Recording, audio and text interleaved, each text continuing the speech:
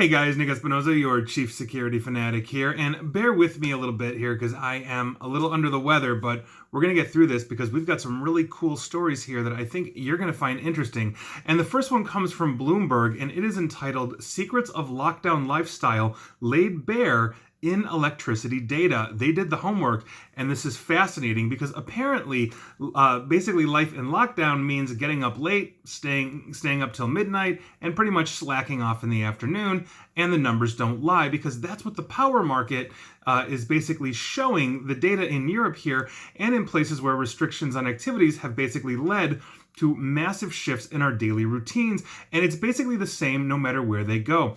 And these are fascinating because if we're looking at it, in New York, electricity has fallen as much as 18% at normal times at like 8 a.m.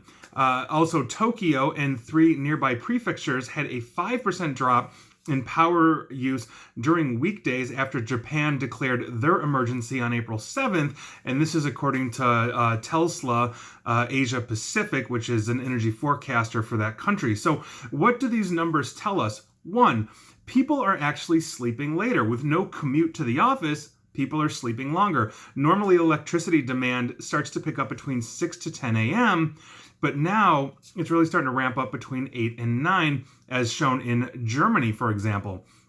We also have less productive afternoons. There is a deeper dip in electricity use in afternoons. Previously, power use rose from about 2 to 5 p.m.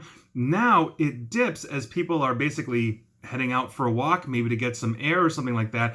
A chart from the UK grid operator National Grid PLC shows that they have a drop-off across all of the United Kingdom during this pandemic in the afternoons. We are also spending our evenings in. Electricity from about 6 p.m. or so begins to rise steeply as people finish work and start their chores. Restrictions like work and homeschooling that prevent much of the daytime TV watching kind of lifts in the early evening, and so we are ramping up that power consumption in the evenings. And we're also staying in late. Basically, demand doesn't start to drop off for electricity until 10 p.m. to 12 a.m., which is at least an hour later than previously. Also, different sectors of the economy are actually consuming various rates. So, for example, our eating habits have changed. Restaurants are expanding delivery and even offering grocery services because people are basically preferring to dine in. If you can even go and dine somewhere in your area, a lot of us cannot do that right now. Many restaurants, at least by me here in the Chicagoland area, are closed. And so these restaurants are consuming much less power because all they have to do is really power the kitchen, and then their food is getting dispersed to the homes that are obviously consuming a lot more energy. Manufacturing plants basically that are manufacturing critical supplies for this pandemic are running around the clock, so they're consuming more. So it's very fascinating, but quite frankly, we are waking up late, we are going to bed late, and we are kind of taking the afternoon at a little slower pace. And here we are. Moving on, this comes from Entertainment Weekly, and I thought this was absolutely fascinating because the question is here, should Netflix be free? Is Tiger King an essential service? Now, a petition is going around that is gaining traction on change.org for streaming services like Netflix, Disney Plus, and Amazon Prime to give away 60 days free service. Now, this petition right now has about 38,000 signatures or so, and it makes the argument that due to shelter-in-place orders, that basically these streamers should drop their fees for the next couple of months to basically assist, in this case, keeping America occupied. Now, according to the petition, and I am paraphrasing here, basically being forced to isolate for a pandemic runs the risk of boredom and isolation for many people, which can obviously lead to depression and other factors. People, therefore, are turning to streaming services to alleviate this monotony, and the problem is that a lot of people cannot necessarily afford membership fees, especially when we've got, let's say, I think it's something like 22 million people in the United States now out of work. We are basically going through like a micro depression here by virtue of this massive shift in our economy thanks to the pandemic. And so a lot of people won't necessarily be able to afford these.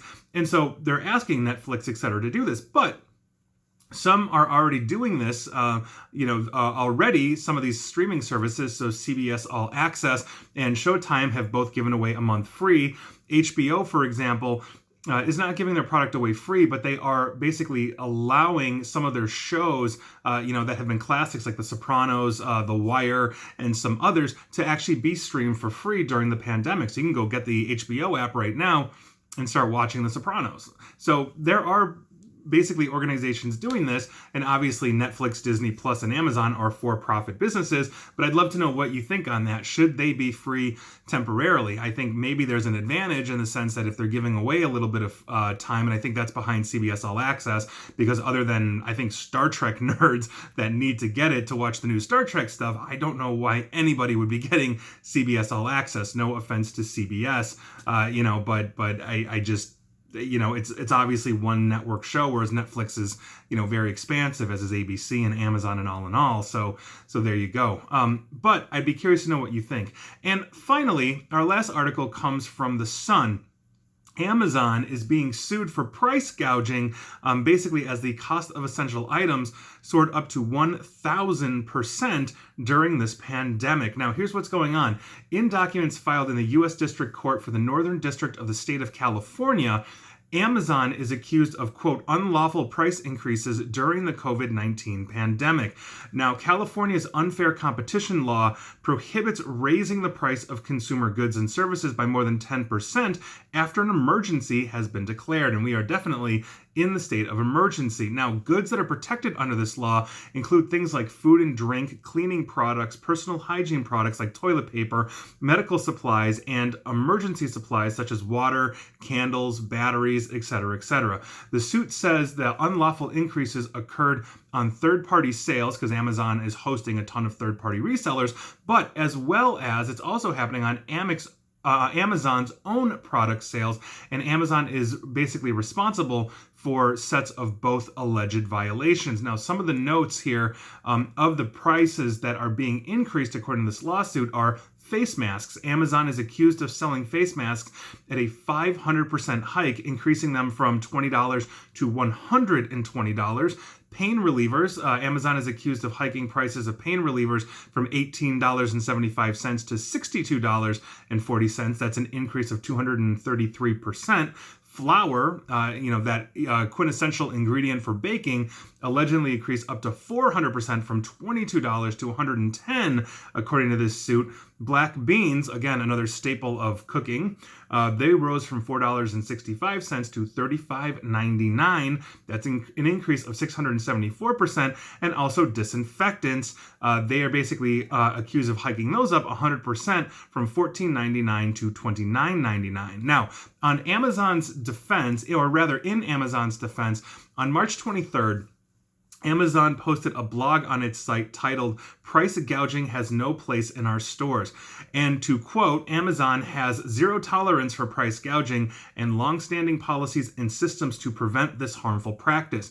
We're working vigorously to combat price gouging, and this again is according to their blog post. Amazon subsequently has suspended thousands of seller accounts for this as well. And so I think what we are seeing here, and I'm curious to see where this lawsuit goes, is that Amazon, like let's say Facebook, when it comes to things that need to be removed from their site, it's always retroactive. It's always when somebody complains. It's always when their army of people that are watching this actually find these things and shut them down. And I think that's something that we need to understand. We also are in the middle of a pandemic, and so there may be scarcity for some of these items, which means the cost is naturally going to go up. Now, does it go up 1,000%? Are face masks supposed to be $120 when they're $20? You tell me. I don't think so at this point, because we still have a lot of manufacturing, worldwide in place. But that's the inevitable side of the market. I'm not saying this is right. I'm simply saying that, if we are looking at just the basic concept of supply and demand, prices will go up. Gouging, obviously, is a different thing, and that is, I think, something that is very serious and needs to be addressed. And so we'll see where this goes, but those are your 3 news stories of the day. I thought they were absolutely interesting, and again, thank you for bearing with me. I'm a little under the weather, but I appreciate you watching and listening. And please like, share, follow me here on Facebook and Twitter at NickAESP, and please feel free to subscribe to me at YouTube as well. And as always, stay safe and stay online. Thanks, guys.